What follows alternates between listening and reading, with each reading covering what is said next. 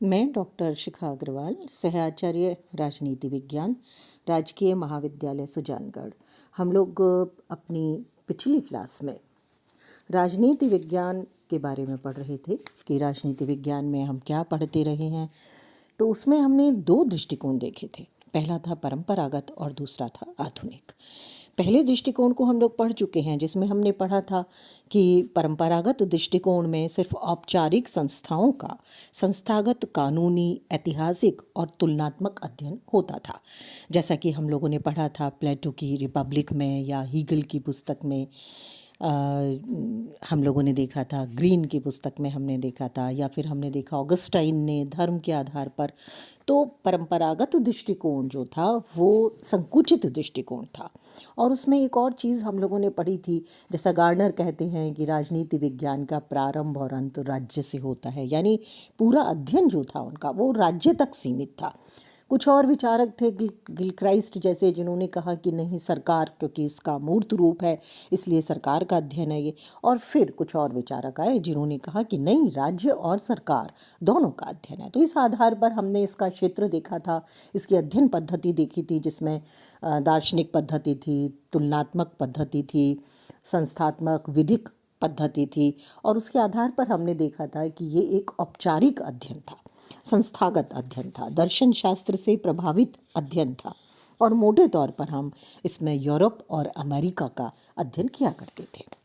लेकिन उसके बाद धीरे धीरे अध्ययन की पद्धति बदली और जो कानूनी अध्ययन था वो बदलने लगा, और अब पूर्वानुमानों को महत्व मिलने लगा। अब सामंजस्यपूर्ण राजनीति विज्ञान की आवश्यकता पर बल दिया जाने लगा, और जो दिखाई दे रहा है उसका अध्ययन करना आवश्यक माना जाने लगा। और यहीं से परंपरागत से हम आधुनिकता की ओर बढ़ गए। हम इसका कोई काल अलग से सन नहीं बता सकते, लेकिन ये जो सारा शिफ्ट हुआ परंपरागत से आधुनिकता की तरफ, ये धीरे धीरे जैसे जैसे विज्ञान और तकनीक का विकास होता गया, औद्योगिक क्रांति हुई, सामाजिक परिवर्तन आया, जैसे पहले दो ही वर्ग थे और तीसरा वर्ग भी अब सामने आने लगा। तो इन सब चीज़ों ने धीरे धीरे प्रजातंत्र को स्थापित किया, जो राजतंत्र का स्थान ले रहा था, निरंकुश तंत्र का स्थान ले रहा था। प्रजातंत्र में भी प्रतिनिधि शासन शुरू हुआ। तो कई चीज़ें सामाजिक स्तर पर बदली, बहुत सी चीज़ें राजनीतिक स्तर पर बदली, और उसके साथ साथ अगस्ट काम्टे जैसे फ्रेंच सिद्धांतवादियों ने निश्चयवाद, पॉजिटिविज्म का सिद्धांत दिया, और सामाजिक राजनीतिक शास्त्रियों को ये कहा कि वे राजनीति का अध्ययन वैज्ञानिक अर्थों में करें। तो इस तरह से एक जो हम दार्शनिक स्थितियां देख रहे थे, स्वप्नलोकीय स्थितियां देख रहे थे, उसकी जगह पर जो यथार्थ परक अध्ययन है उसका विकास होना शुरू हुआ। 19वीं शताब्दी के अंत में और 20वीं शताब्दी के प्रारंभ में जो परंपरागत अध्ययन था, उसके स्थान पर धीरे धीरे सामाजिक राजनीतिक आधार पर अध्ययन की दृष्टि अपनाई जाने लगी। वास्तविक और यथार्थ की खोज को ज़्यादा महत्व दिया जाने लगा। इस सब में हम मुख्य रूप से जिन विचारकों को देखते हैं, राजनीति वैज्ञानिकों को देखते हैं, उसमें इंग्लैंड के वॉल्टर बेजहॉट, अमेरिका के वुडरो विल्सन और लॉर्ड ब्राइस हैं।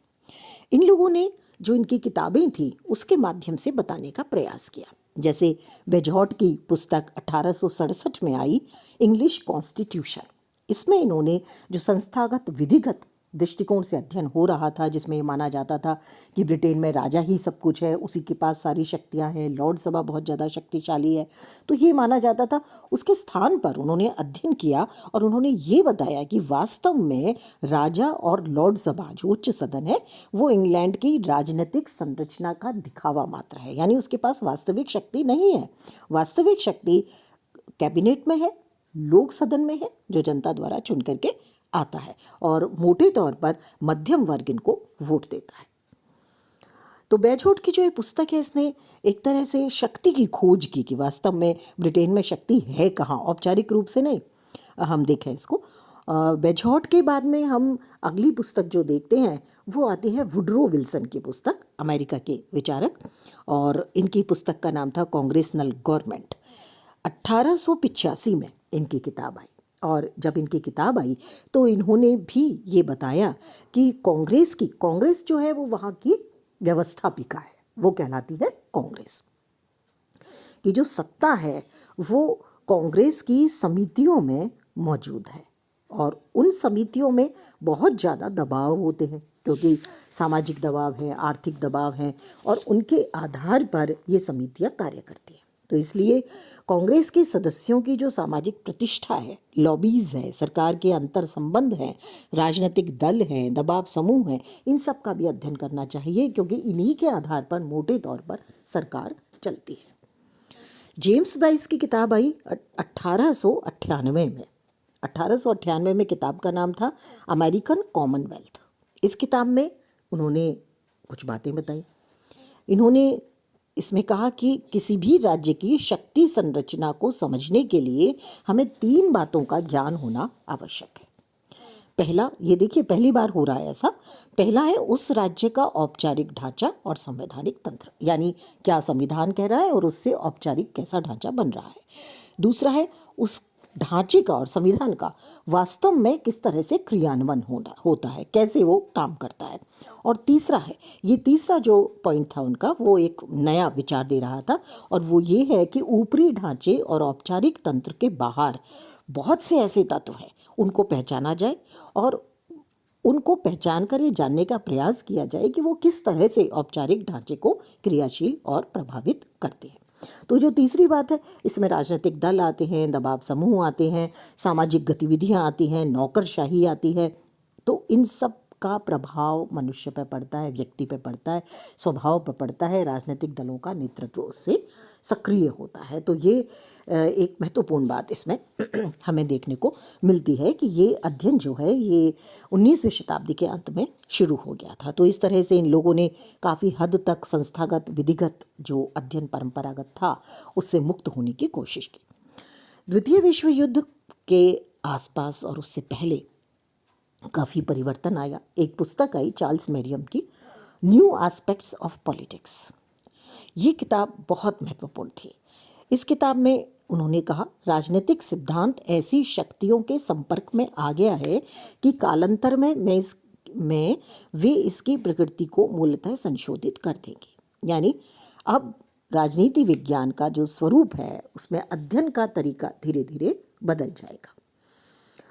अंतः अनुशासनात्मक अध्ययन अब शुरू होता है। मोटे तौर पर मुख्य रूप से जीव विज्ञान और मानव विज्ञान से राजनीतिक वैज्ञानिकों ने बहुत कुछ सीखा और ये माना कि हम भी अनुसंधान राजनीति विज्ञान में कर सकते हैं। 1905 में अमेरिकन पॉलिटिकल साइंस एसोसिएशन की स्थापना हुई और इसकी स्थापना के द्वारा या इसका उद्देश्य जो था वो राजनीतिक संस्थाओं के बारे में तथ्यों का संग्रह, संयोजन और वर्गीकरण, ये 3 बातें की जाएं, ऐसा इनका उद्देश्य था। और इसने काफ़ी हद तक राजनीति विज्ञान के आधुनिकता की ओर बढ़ने के कदमों को और तेजी दे दी।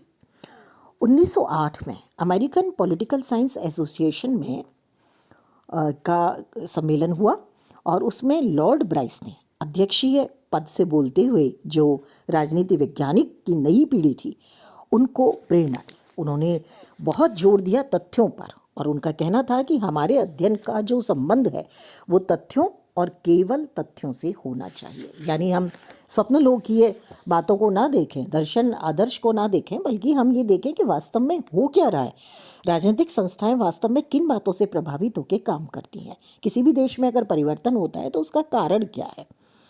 तो इस तरह से अब नई बातें शुरू हुई, मूल्यों के स्थान पर तथ्यों को महत्व दिया जाने लगा। शिकागो स्कूल यानी शिकागो विश्वविद्यालय के चार्ल्स मेरियम ने 1920 में व्यवहारवादी आंदोलन के बारे में बताया। प्रमुख विचारक जो आदर्शवाद से बाहर निकालने की बात कर रहे थे, सांख्यिकीय तकनीकों के आधिकारिक प्रयोग पर बल दे रहे थे, उसमें आते हैं Arthur Bentley, Charles A Beard, A.L. Lowell, Charles Merriam, Gosnell ने सांख्यिकीय और सर्वेक्षण पर काफ़ी जोर दिया था, और हेराल्ड लासवेल, डेविड ईस्टन जिन्होंने व्यवहारवाद राजनीतिक व्यवस्था सिद्धांत दिया था, स्टुअर्ट राइस और रॉबर्ट डाहल, ये कुछ प्रमुख विचारक थे जिन्होंने आधुनिक राजनीतिक दृष्टिकोण को एक तरह से हमारे सामने रखा।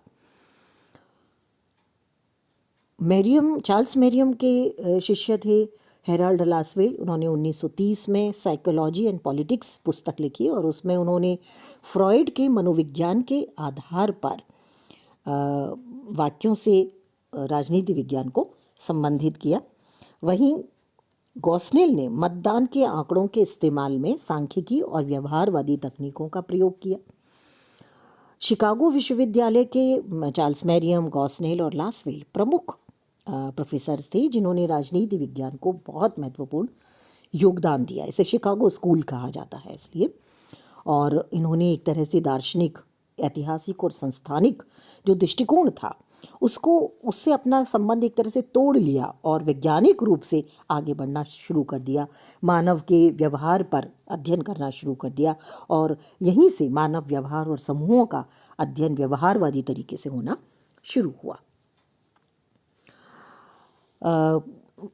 काफ़ी हद तक हम देखें तो द्वितीय विश्व युद्ध के बाद से लेकर के आज तक का जो काल है उसमें उसको भी दो भागों में हम बांट सकते हैं।